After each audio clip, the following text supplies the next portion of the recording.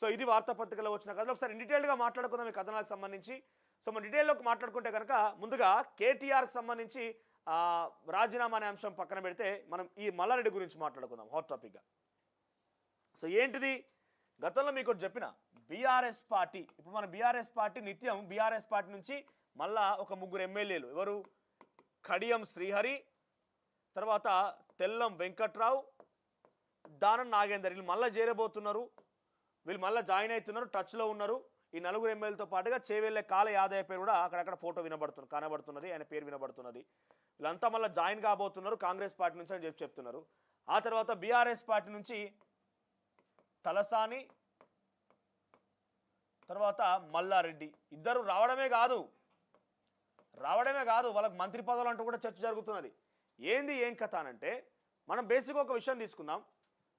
పురాణ ఇతిహాసాలలో రామాయణం అనే ఒక అంశం తీసుకుంటే, రామాయణాన్ని పెద్ద ఏముంటుంది, రాముల వారు వనవాసానికి పోతారు, ఆ తర్వాత సీతమ్మ వారిని అక్కడి నుంచి రావణాసురుడు ఎత్తుకెళ్తాడు, ఆ తర్వాత వానరుల సహాయంతో హనుమంతుడి సహాయంతో రాముడు ఒక వారధిని ఏర్పాటు చేసుకొని అక్కడికి వెళ్ళి తీసుకొస్తారు, సీతమ్మ వారిని తీసుకొస్తారు. ఇదంతా కూడా కొన్ని సాదాసీదాగా 2 ముచ్చట్లు చెప్పేసిన నేను.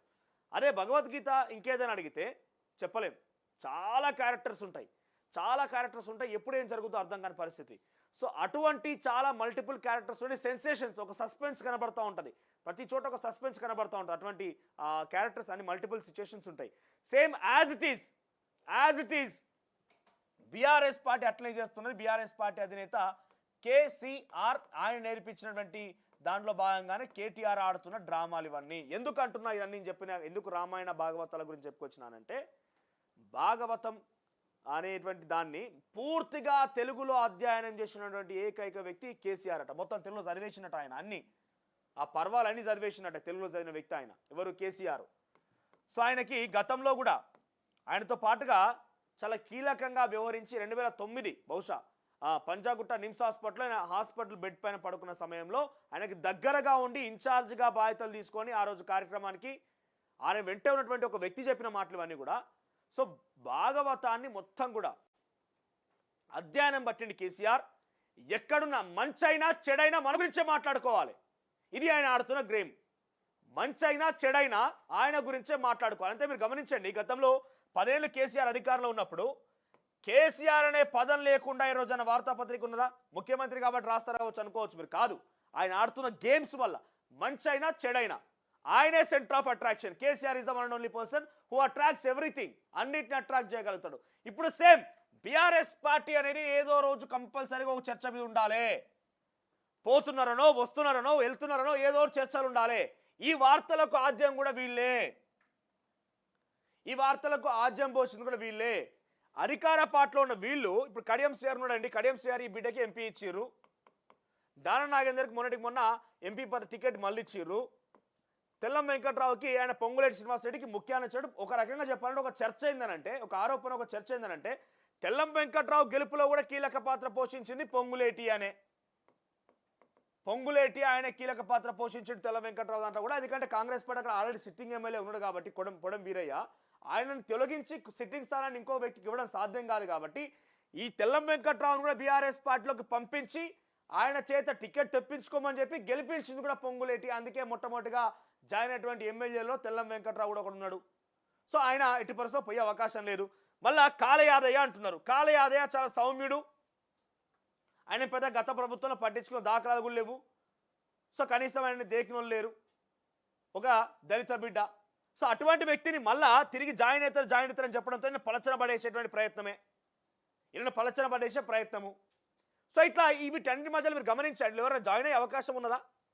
కడియం శ్రీహరి బిడ్డ ఎంపీగా ఉన్నది, ఇప్పుడు ఆయన జాయిన్ అయిపోతే ఆ పదవికి ఏం ఉపయోగం ఉంటుంది, ఆయనకి ఇచ్చిన దానికి ఏం ఉపయోగం ఉంటుంది? రాజకీయ అంత నీతి పాటిస్తారా, నిజాయితీగా ఉంటారంటే ఆయన నీతి పాటించి నిజాయితీ పాటించకపోయినా ఆయనకు అవసరం కాంగ్రెస్లో ఉండడం అనేది, ఆయనకు అవసరం. ఇక పక్కనే మనం చూస్తే తలసాని శ్రీనివాస్ యాదవ్ మల్లారెడ్డి పార్టీ నుంచి వీడబోతున్నారట. వీళ్ళ మీద ఆల్రెడీ గొర్రెల స్కామ్ ఒక ఆయన మీద ఉన్నది, ఒక ఆయన మీద, ఇంకొక ఆయన మీద భూముల కబ్జా ఆరోపణలు ఉన్నాయి. ఇద్దరు ఎవరన్నా సత్యహరిశ్చంద్రు, సత్యభూషణ్ నమ్ముతారా? వీళ్ళిద్దరిని నమ్మరు. వీళ్ళు ఎవరన్నా సత్యభూషణ్ నమ్ముతారా? ఎట్టి పరిస్థితుల్లో ఏ సామాన్యుడు కూడా నమ్మడు. తెలంగాణ రాష్ట్ర వ్యాప్తంగా మల్లారెడ్డి గురించి తెలిసిన వ్యక్తి ఎవరైనా కూడా మల్లారెడ్డి పాపం మల్లారెడ్డి అంటారా? అయితే ఇక్కడ వీళ్ళు ఎవరైతే ఉన్నారో కాళ యాదయ్య సౌమ్యుడు, తెల్లం వెంకట్రావు చాలా సౌమ్యుడు పెద్దగా కొత్తగా ఎమ్మెల్యే అయింది ఆయన. సో కడియం శ్రీహరి మీద కూడా పెద్దగా అవినీతి ఆరోపణలు కానీ మచ్చలు కానీ ఏం లేవు. దాని నాగేందర్ కొంత అగ్రెసివ్ పర్సన్ ఆరోపణ ఉన్నప్పటికీ కూడా ఆయన మీద ఆల్రెడీ ఎంపీగా పోటీ చేసిన కాంగ్రెస్ పార్టీ గతంలో పనిచేసిన అనుభవం కూడా ఉన్నది. సో వీళ్ళని లాక్కుంటున్నాం, ఈ దొంగలు పంపిస్తున్నాం అని చెప్పి ఆల్ ఇండైరెక్ట్గా బీఆర్ఎస్ పార్టీ చెప్తున్నారు అంతే. ఇటువంటి వాళ్ళని చేర్చుకుంటుంది కాంగ్రెస్ పార్టీ అంటే ఏమవుతుంది, కాంగ్రెస్ పార్టీ ప్రభుత్వం పలచనబడిపోతుంది. ఒక రకంగా వాళ్ళు కూడా ప్రయత్నాలు చేస్తున్నారు. తలసాని శ్రీనివాస్ యాదవ్ కాదు కానీ తలసాని శ్రీనివాస్ యాదవ్ విషయం అక్కడ ఉంచితే ముఖ్యంగా మల్లారెడ్డి అయితే ఏకంగా డీకే శివకుమార్ కలిసి వచ్చిండు. పక్క రాష్ట్రం పోయి కర్ణాటకకు పోయి అక్కడ డిప్యూటీ సీఎం డీకే శివకుమార్ కూడా కలిసి వచ్చిండు ఆయన. ఎందుకు వీళ్ళ పేరు చెప్తున్నారంటే గొర్రెల స్కామ్లోకైనా భూ కబ్జా ఆరోపణలోకైనా ఇటువంటి ఆరోపణలు ఉన్న వ్యక్తులని మళ్ళా కాంగ్రెస్ పార్టీలో చేరుతారనే ప్రచారం కనుక మనం చేయగలిగితే కాంగ్రెస్ పార్టీ చూసినామా ఎటువంటి దొంగలను చేర్చుకుంటే మళ్ళీ జనంలో ఒక పలచనబడేసే ప్రక్రియ. దీంట్లో ఏం లేదంతా. ఎందుకు నేను భాగవతం చెప్పుకొచ్చానంటే ఇక్కడ చూడండి, వాళ్ళకు టాక్టిక్స్ తెలుసు. కేసీఆర్ సంబంధించి ఎట్లా గేమ్ ఆడాలో ఏంది ఏం కథ రాజకీయాలు. అందుకే కేసీఆర్ ఏం తింటాడని చెప్పేసి మనం చాలా సీనియర్లు అడిగితే ఏమంటారు తెలుసా చాలామంది, అది కొంత అది సాధ్యం కాదు, ఒక మాటగా చెప్పుకోవచ్చు, అది జస్ట్ అంతే. ఆయన ఏం తింటాడంటే రాజకీయాన్ని తింటాడు కేసీఆర్ అని చెప్తున్నారు ఆయన. 24 గంటలు రాజకీయం ఆలోచిస్తారట ఆయన. ఆయన ఇప్పుడు బయటికి రాకపోవచ్చు, ఆయన బయటికి రాకుండా కేటీఆర్ అడ్డుకోవచ్చు, కేటీఆర్ లోపలేసి బెడం పెట్టి లోపలికి బయట రాకు నాయన అని చెప్పి అడ్డుకోవచ్చు, అన్నీ చేయవచ్చు. కానీ ఈయన రక్తం పుంచుకొని పుట్టిన కొడుకే కదా కేటీఆర్. ఆయన ఆలోచనలు ఎంతో కొంత అవలంబించే అవకాశం లేదంటారా, ఆయన నుంచి ఏం నేర్చుకోలేదంటారా. ఆయన ఆడుతున్న డ్రామాలు ఇవన్నీ. లేకపోతే మల్లారెడ్డి కాంగ్రెస్లో జాయిన్ చేసుకునేది, మంత్రి పదవి ఇచ్చుడైంది, సాధ్యమవుతుందా?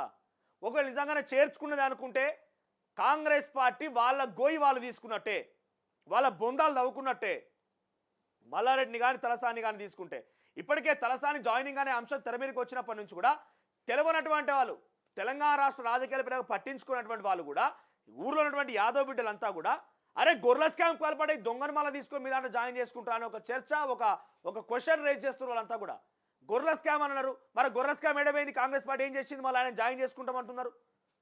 మల్లారెడ్డిని జాయిన్ చేసుకున్నామంటే మరి మల్లారెడ్డి చేసిన కబ్జాలు ఎడమైనాయి అని ఆ బాధితులంతా వాపోతున్నారు. సో ఇదంతా ఏంటంటే వీళ్ళ మీద ఆరోపణలు ఉన్నాయి కాబట్టి వీళ్ళని కనుక కాంగ్రెస్ పార్టీ జాయిన్ చేసుకుంటుందని మనం ప్రచారం చేయగలిగితే కాంగ్రెస్ పార్టీ పలచన పడేయచ్చు. ఇది గేమ్.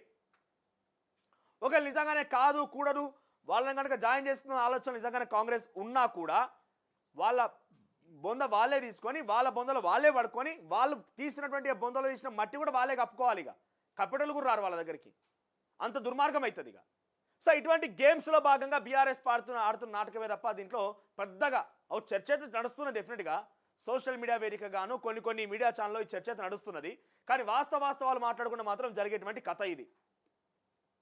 బిఫోర్ దట్ నేను కాంగ్రెస్ పార్టీ అడుగుతున్నా, తలసాని శ్రీనివాస్ యాదవ్ మీద గొర్రెల స్కామ్ సంబంధించిన అంశం ఉంది, దాన్ని తేల్చండి ఫస్ట్, దాని అంతా తేల్చండి. మీరు ఇంకా చూడండి, కేటీఆర్ని మల్లారెడ్డి ఎప్పుడైనా కలిసిండా? ఏసీబీ దానికి ఈడీ రైట్లకు ఇన్నిసార్లకు ఆయన విచారణకు పోయింది కదా, మల్లారెడ్డి వచ్చి కలిసిండా ఆయనని? పోనీ రాజశేఖర రెడ్డి వచ్చి కలిసిండా? తలసాని శ్రీనివాస్ 1-2 సార్లు ఆ ఇంట్లో కనబడ్డాడు. మల్లారెడ్డి కనబడ్డా, రాజశేఖర రెడ్డి కనబడ్డా, వీళ్ళందరూ కనబడరా? వీళ్ళు పక్కాగా ప్లాన్ చేస్తారు. మల్లారెడ్డి అయితే 100% కాంగ్రెస్లోకి వెళ్తే ఆయన ఎక్కడుంటే అక్కడ, ఆయన మన ఊరాలో సామెత ఉంటుంది, బర్లలో తినాలి గొడ్లలో వండాలని. ఎందుకు? బర్లలో తింటే బాగా తింటాయి బర్లన్నీ కలిసి, గొడ్లలో వండమంటే చాలా చక్కగా పోయిగా కొంచెం ఫ్యాన్లలో నీట్గా ఉంటాయి, అవి బుర్ర రాసుకోకుండా చిల్లర చేయకుండా నీట్గా ఉంటాయి. సో బర్లలో తినాలి గొడ్లలో వండాలని రకం మల్లారెడ్డి. ఎక్కడ బాగా దొరుకుతుందో అక్కడ సంపాదించుకోవాలి, మళ్ళీ సేఫ్ ఎక్కడ ఉంటామో అక్కడికి పోవాలి. సో ప్రతిపక్షం ఉన్నప్పుడు కాంగ్రెస్ పార్టీ మీద ఆరోపణలు చేసి తొడలు కొట్టి మీసాలు మెలేసినా కూడా మళ్ళీ కాంగ్రెస్ పార్టీ అధికారంలోకి రావడంతోనే వెంటనే వద్దామని ప్రయత్నం చేసిండు. ఇప్పటికి కూడా ఆయన చేస్తున్నాడు. కానీ తీసుకోవడం కోసం కాంగ్రెస్ పార్టీ సిద్ధంగా లేదు. ఒకవేళ తీసుకున్నా కూడా వాళ్ళ గోతి వాళ్ళు తీసుకున్నట్టే. సో నువ్వు మేము అట్లా తీసుకోము, కానీ నేను ఇబ్బంది పెట్టము, నీ పని నువ్వు చేసుకో అని చెప్పి వదిలేసినట్టుగా తెలుస్తుంది. ఒక రకంగా నీ పని నువ్వు చేసుకో, ఇబ్బంది పెట్టకు, కాంట్రవర్సీలు చేయకు, సైలెంట్గా ఉండు, నీ మీదకి మేము రామని చెప్పి మల్లారెడ్డి సైలెంట్ చేసినట్టు కనబడుతున్నది. అందుకే ఆయన కేటీఆర్ దగ్గరికి పోతలేడు, కాంగ్రెస్ పార్టీ మీద ఆరోపణలు చేస్తలేడు, కాంగ్రెస్ పార్టీని తిడతలేడు, రేవంత్ రెడ్డిని ఏమంటలేడు, సైలెంట్గా గప్చుప్ కూర్చున్నాడు అంతే. ఆయన ఇప్పుడు నా టైం నడుస్తలేదు, నేను సైలెంట్గా ఉంటాను చెప్పి నైట్ సైలెంట్గా ఉంటున్నాడు. సైలెంట్గా ఉంటే ఆయన వ్యవహారాన్ని చక్కదిస్తున్నాడు, ఆయన పైన చేసుకుంటున్నాడు. కానీ కాంగ్రెస్ పార్టీ అయితే ఆయన టార్గెట్ చేసి ఆయన భూముల వ్యవహారంలో కానీ ఆయన కబ్జాల వ్యవహారంలో కానీ ఇతరాతర విషయాల్లో కొన్ని సైలెంట్ అయిపోయి పట్టించుకోవట్లేదు మల్లారెడ్డిని. ఇదంతా ఒక రాజకీయ డ్రామా, దీంట్లో ఏం లేదు. ఇదంతా రాజకీయంగా డ్రామా. ఇంకా ఎవరు చేరుతారు ఎవరు పోతారు ఇదంతా ఉత్తరే. ఒకవేళ అంతో ఇంత చేరాలనుకుంటా కూడా అధికార పార్టీలోకి చేరుతారు, కానీ ఎవరు ప్రతిపక్షంలోకి పోతారా? ప్రతిపక్షంలోకి పోతారా మళ్ళీ బీఆర్ఎస్ పార్టీకి ఈ దానం నాగేందర్ తెల్ల వెంకటరావు అందరూ కూడా మళ్ళీ ప్రతిపక్షంలోకి పోయి మళ్ళీ రేవంత్ రెడ్డి మీద ధర్నా చేస్తారా? వాళ్ళకి ఏం చేత కాకపోతే ఇందులో ఉంటారు. అటు ఇటు వస్తే ఇంకో సంవత్సరం తర్వాత చూద్దాం, ఏడాది ముందు వరకు చూద్దాం. మళ్ళీ బీఆర్ఎస్ పార్టీ అప్పటి వరకు బతికుండి బీఆర్ఎస్ పార్టీ బట్టగట్టి బయటకు వస్తే అప్పుడు మళ్ళీ కేసీఆర్ బయటకు వస్తే అంతో ఇంతో కాంగ్రెస్ పార్టీకి సానుకూలత వాతావరణం లేకపోతే అప్పుడు ఇటువంటి రాజకీయ వార్తలకు మన చర్చ తీసుకొచ్చినా కూడా కొంత సార్థకత ఉంటుంది. ఇదంతా బీఆర్ఎస్ పార్టీ ఆడుతున్న డ్రామా తప్ప ఏం లేదు. ఇలా కేటీఆర్ ఆడుతున్న డ్రామా ఇదంతా కూడా. ఇంకోటి మీకు ఇందాక చెప్పిన బీఆర్ఎస్ పార్టీ డైవర్సిఫై అయిందని చెప్పిన మీకు నేను. ఇది ఇంకొక వార్త దానికి సంబంధించి. సో బీఆర్ఎస్ పార్టీ ఉందనుకుంటే BRS party nothing but KCR చెప్పిన మాట ఎవరూ జవదాటరు. కేసీఆర్ గీసిన గీతను ఎవరూ దాటే ప్రయత్నం చేయరు. కేసీఆర్ చెప్పిన మాటను ఎవరు తప్పరు కూడా. తప్పకుండా చచ్చిపోయినా బతికిన అమలు చేయాల్సిందే. అది ఒకప్పటి TRS party, BRS or TRS పార్టీకి సంబంధించినటువంటి అంశం. ఇప్పుడు ఈయనకి తలుపు పెట్టి తాళమేసిరి బయటకు వస్తలేరు. అయిపోయింది, ఆయన పని అయిపోయింది. ఇక ఈయన కొంత మనం పక్కన పెడదాం. ఇప్పుడు బీఆర్ఎస్ పార్టీ ఎట్లా అయిపోయిందనంటే అది మనం అనుకుంటామాట కాదు, అధికారిక ఇంటర్నల్గా పార్టీలో కూడా ఒక చర్చ.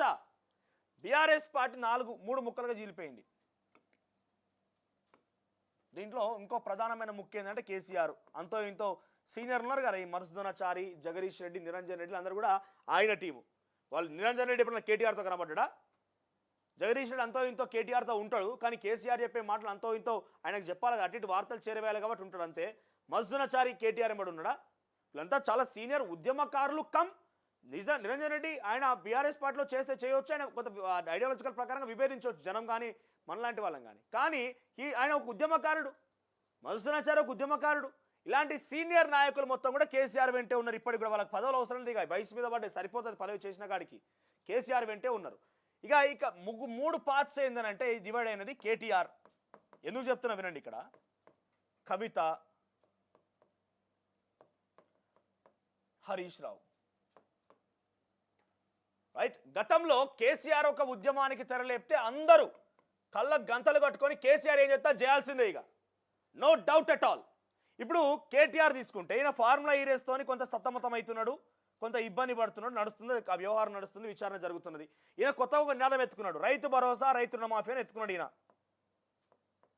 రైతు భరోసా రైతు రుణమాఫీ ఎత్తుకున్నాడు. ప్రతిపక్షంగా పోరాడాల్సిందే, డెఫినెట్గా అధికార పార్టీని ఇరుకున పెట్టాల్సిందే, క్వశ్చన్ చేయాల్సిందే.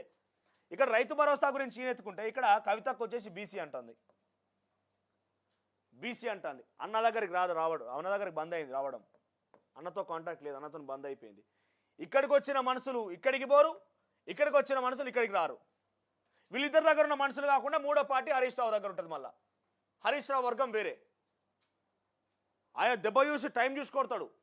వీళ్ళు ఎంత ఇట్లా ఇక స్పాట్లు అయిందా, ఇక ఇది కొత్తోళ్ళు ఎరగనట్టే, దొరికిందా అవకాశం అంటే దంచుడే. ఇక వాళ్ళ ఏం టైం చూసి కొడతాడు హరీష్ రావు. సో కవిత బీసీ నినాదం ఎత్తుకుని రైతు భరోసా రైతు రుణమాఫీ అంటున్నాడు. హరీష్ రావు ఇంకో నినాదం, అటు కేటీఆర్ దగ్గరికి పోదామా, కవిత దగ్గరికి అయితే వస్తలేరు. కేటీఆర్ వెంట ఎప్పుడో ఒకసారి బ్యాక్ ఎండ్ ఉండాల్సింది ఆయన. లేదు కాదు కూడదని కనుక ఆయన కేటీఆర్ని ఓవర్టేక్ చేసే ప్రయత్నం చేస్తే పైన కేసీఆర్ ఉన్నాడు, బిడ్డా ఏం మీరు ఎందుకు ఓవర్టేక్ ఎందుకు కొట్లాడుతున్నారు, మీ పంచాయతీ అని చెప్పి మళ్ళీ హరీష్ రావుని కంట్రోల్ చేస్తాడు. లేకపోతే వాళ్ళ మధ్య విభేదాలు కనుక ఉన్నట్టుగా బట్టబయలు అయితే కనుక వాళ్ళ ఆయన పలచన పడిపోతాడు. సో హరీష్ రావు సంగతి అడ్డు ఉంచితే ఇద్దరి మధ్య కనుక ఏ ఒక్క ఉద్యమం చక్కగా చేస్తుర్రా, బీసీ ఉద్యమం అన్నారు. మరి బీసీ ఉద్యమానికి బీఆర్ఎస్ పార్టీ స్టాండే అయితే, బీఆర్ఎస్ పార్టీ నినాదమే అయితే కేటీఆర్ ఎందుకు మాట్లాడాడు? కేటీఆర్ ఎందుకు క్వశ్చన్ చేయడు బీసీ ఉద్యమం మీద? కేటీఆర్ బీసీలు అంటే ఇష్టం లేదా? మరి కేసీఆర్ బీసీలు ఏమన్నా, కేటీఆర్ ఏమన్నా బీసీలు అంటరాని వ్యక్తులుగా చూస్తున్నాడా? కేటీఆర్కి బీసీ ఓట్లు వద్దా? కేటీఆర్ బీసీల కోసం పనిచేయడా? మరి అదే నిజంగానే ఒక రైతు భరోసా గురించే కేటీఆర్ కొట్లాడుతున్నాడు కదా, మరి రైతు భరోసా కోసం కవితను ధర్నా చేస్తలేదు, కేటీఆర్తో పాటు ఎందుకు కూర్చుంటారు? అంటే కవితకి రైతులంటే ఇష్టం లేదా? రైతులంటే అంటరాని వాళ్ళుగా ఉన్నారా? నేనేం చెప్పాలనుకుంటున్నా ఈ విషయం మీద అంటే, వీరు డైవర్సిఫైర్ 3 పార్ట్స్గా విభజించబడిర్రు. బీఆర్ఎస్ పార్టీ దాని భావస్వారూప్యత లేకపోతే దాని పూర్వ వైభవం మొత్తం కోల్పోయింది. దారులన్నీ విభజించబడ్డాయి. కేటీఆర్ అనే ఒక దారి, బీఆర్ఎస్ పార్టీలో కవిత అనే ఒక దారి, హరీష్ రావు అనే ఒక దారి. హరీష్ రావు అనే వ్యక్తి టైం చూసుకొడతాడు, ఎప్పుడు ఏం చేస్తారో తెలియదు, అదును చూసి ఆచితూచి వ్యవహరిస్తారు. ఆయన టైం చూసుకొడతారు, ఏదేమన్నా కూడా కొంత టాక్టికల్ పర్సన్, చాలా టఫెస్ట్ పర్సన్ కూడా. సో ఈ కేటీఆర్ కవితలాగా కొంత ఈజీగా అగ్రెసివ్గా ఈ రోజు వచ్చిందంటే ఈరోజు కొట్టి పారేసే అవకాశం ఏముండదు ఆయన దగ్గర. ఆయన కొంత ఆచితూచి వ్యవహరించే వ్యక్తి, ఆయనకి ఏం చేయాలో అర్థమైతలేదు పాపం. ముందు పోతేనేమో నుయ్యి వెనక పోతేనేమో గొయ్యి అన్నట్టుగా పరిస్థితి మారిపోయింది. ఇది నేను చెప్తున్న మాట ఏం కాదు, అంతర్గతంగా పార్టీలో జరుగుతున్న చర్చ కూడా ఇదే. కవిత దగ్గర ఒక్కసారి ఆ వ్యక్తి కనపడ్డాడంటే అన్న ఆడు మన మనిషి కాదన్న కవితక్క దగ్గరికి పోతున్నా అని చెప్పి కేటీఆర్ చెవులో ఇంకొకరు చెప్తారట. కేటీఆర్ దగ్గర పోయిన తర్వాత మళ్ళీ కవిత దగ్గర ఉన్న వ్యక్తి ఏం చేస్తారు, అక్క మొన్న అన్న దగ్గరికి పోయిండు అక్క, వాడు మన దగ్గరికి వస్తలేడు అక్క అని చెప్పి కవిత చెవులో ఎవరు చెప్తారట. అసలు బీఆర్ఎస్ పార్టీ అభిమానుల కార్యకర్తలుగా ఉన్న వాళ్ళు ఏడికి పోవాలో అర్థమవుతలేదు వాళ్ళకి. ఇప్పుడు సీనియర్ లీడర్లు తీసుకుందాం, మరుసన చారి సింగర్ నిరంజన్ రెడ్డి ఉన్నారు అనుకోని, వీళ్ళని ఎప్పుడో రోజు ఇటు బీసీ అని చెప్పి కవిత దగ్గరికి పోదామంటే ఈయన ఫీల్ అవుతాడు, లేదు కేటీఆర్ పాపం ఇబ్బంది పడతాడు కదా ఫార్మా ఏరేసి ఈయన దగ్గరికి పోదామంటే ఆమె ఫీల్ అవుతుంది. సో వీళ్ళిద్దరి మధ్యలో ఏం చేర్థం కాక సైలెంట్గా కూర్చున్నారట వాళ్ళంతా కూడా. ఏ పోనీతి అమ్మ ఈ చేసిన కాడికి చేసేసినాం, పదవులు అయితే వచ్చినాయి, మనం ఎంతో కొంత న్యాయం చేసే ప్రయత్నం చేసినాం, మనమంతగా మనం సాయం చేసినాం తెలంగాణ సమాజానికి, ఇక పోతే పోయింది కేసీఆర్ బయటకు వస్తాడు మనకేమైందని చెప్పి సైలెంట్గా ఉండే పరిస్థితి వాళ్ళంతా కూడా. వీళ్ళకంటే చాలా హేమాహేమీలు కేసీఆర్తో పనిచేసిన వాళ్ళు, ఉద్యమానికి ఒక కార్యాచరణ గీసిన వాళ్ళు, బీఆర్ఎస్ పార్టీ టీఆర్ఎస్ పార్టీ సృష్టికర్తలు, వాళ్ళు ఎందుకు సైలెంట్ అయిపోయారు? ఇంకో ఈ ఇంటర్నల్ వార్ కారణంగానే. ఇది చాలా పెద్ద మొత్తంలో జరుగుతుంది ఈ వార్. మీరు గమనించండి, బీసీల గురించి కేటీఆర్ మాట్లాడు, రైతు భరోసా గురించి కవిత మాట్లాడదు. ఇట్లా వాళ్ళ ఎజెండాలే ముందుకు తీసుకొని పోతున్నారు. ఏ హాట్ టాపిక్ అయితే ఆ హాట్ టాపిక్ ముందుకు నేను తీసుకోవాలా నువ్వు తీసుకోవాలని పోటీ పడిపోతున్నారు తప్ప ఒకరు లేవనెత్తిన అంశాన్ని ఇంకోరు లేవనెత్తడం లేదు. అది బీఆర్ఎస్ పార్టీ స్టాండ్ కాదు. గతంలో బీఆర్ఎస్ పార్టీ స్టాండ్ కేసీఆర్ ఏం చెప్తే అందరూ అదే ఫాలో కావాల్సింది. కేసీఆర్ లోపల కూర్చోబెట్టి ఫామ్ హౌస్లో లాక్ చేసి రాయని బయట రానియకుండా ఇదంతా పార్ట్స్గా విభజించబడి బీఆర్ఎస్ పార్టీ చిన్నాభిన్నం అవుతున్నది. ఒకసారి మీరు పక్కన ఎవరైనా నిజంగానే ఈ పరిస్థితి తెలంగాణ భవన్కి వచ్చేటోళ్ళకో లేకుంటే కేటీఆర్ దగ్గర పోయే వాళ్ళకో కవిత దగ్గర పోయే వాళ్ళకో ఒకసారి అడగండి, అన్న ఇది నిజమేనా అడగండి. పక్కాగా ఆ బీఆర్ఎస్ పార్టీ అంతర్గతంగా జరిగేటువంటి విషయాలనే ఒక వ్యక్తి నాకు సమాచారం అందిస్తే నేను చెప్తున్నా, ఇది పక్కాగా జరుగుతున్నదే, 100% జరుగుతున్న విషయమే. ఇది మీరు ఒకసారి గమనిస్తే అర్థమైపోతుంది. సో కేసీఆర్ ఇక రాజకీయాలు కొంత వీళ్ళు చేస్తున్న టాక్టిక్స్ కారణంగా ఆయన పూర్తిగా ఇప్పటికైనా డిఫేమ్ అయిపోయిండు. ప్రజలు ప్రక్కన పెట్టేసినప్పుడు ఆయన పరిస్థితి అయిపోయింది పాపం కేసీఆర్ది. కానీ ఏం కాదనుకున్నా ఏమనుకున్నా KCR is an inspiring personality. ఆ స్థాయికి పోవడం, ఆ రకంగా అబద్ధాన్ని నిజం చేసేట్టుగా మాట్లాడడం, ఆ స్థాయిలో రాజకీయాలు చేయడం అంటే ఆయనకు మాత్రమే చెల్లుతుంది. చాణక్య నీతి అని ఒకటి ఉంటుంది రాజకీయాలలో. ఆ చాణక్య నీతి అనేది కాస్త ఆఖరికి వస్తే కేసీఆర్ అని నీతి దాకా వచ్చింది కావచ్చు. అంత టాక్టిక్స్ చేసింది ఆయన రాజకీయాలలో. అటువంటి పర్సన్కి ఇక దాదాపుగా రాజకీయాలకు స్వస్తి పలికినట్టే భావించాలి. ఇక బయటకు వచ్చే పరిస్థితి కనబడుతుంది ఆయనది. సో బీఆర్ఎస్ పార్టీ ఇన్ని రకాల రాజకీయాలు చేస్తుంది, ఇన్ని రకాల కుట్రలు చేస్తున్నది. సో మీకేమనిపిస్తోంది? బీఆర్ఎస్ పార్టీ ఇప్పటికిప్పుడు స్థానిక సంస్థ ఎన్నికలు జరగబోతున్నాయి కాబట్టి బీఆర్ఎస్ పార్టీకి మీరు ఓటేసే అవకాశం ఉన్నదా? మీరేమనుకుంటున్నారు? మీ అభిప్రాయం ఒకసారి కామెంట్ రూపంలో తెలియజేసే ప్రయత్నం చేయండి. కేసీఆర్ కాకుండా పార్టీని ఎవరు లీడ్ చేస్తే బాగుంటుంది? ఇప్పటికే డైవర్సిఫై అయిపోయింది. సో ఎవరో ఒకరు చేతులు ఉండాలి. మళ్ళీ ఒకరు చేతుల్లో ఉంటే మాత్రమే